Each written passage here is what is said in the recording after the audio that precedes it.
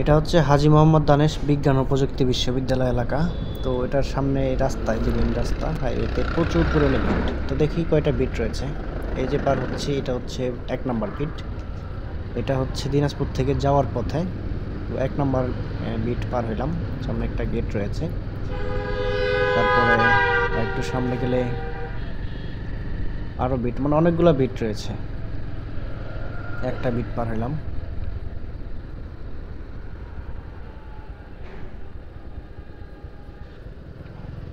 এই যে সামনে আরেকটা বিট দেখতে পাচ্ছেন, এখানে ওভারটেক করিনি, পিছনে যাচ্ছিলাম।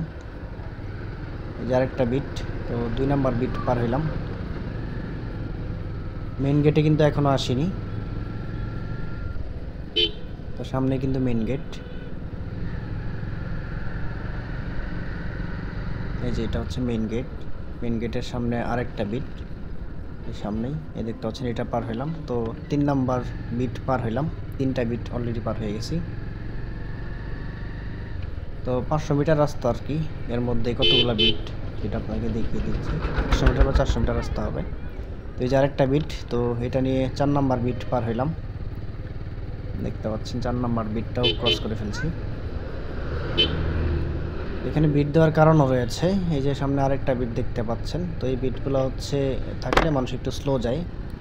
এই আরেকটা বিট ক্রস করলাম, এটা নিয়ে 5 নম্বর বিট পার হলাম। তো বিটগুলো থাকার কারণে মানুষ স্পিডে যেতে পারে না, কারণ বিশ্ববিদ্যালয় এলাকা অনেক ছাত্রছাত্রী থাকে, দুর্ঘটনা ঘটতে পারে। তো এই জন্য মূলত অনেকগুলো বিট দেওয়া, যাতে মানুষ স্পিডে না যেতে পারে। যে আরেকটা বিট দেখতে পাচ্ছেন, এই বিটটা ক্রস করলাম। টোটাল 6টা বিট ক্রস করা হলো। 6টা ক্রস করা হলো, আর বিট নেই সামনে।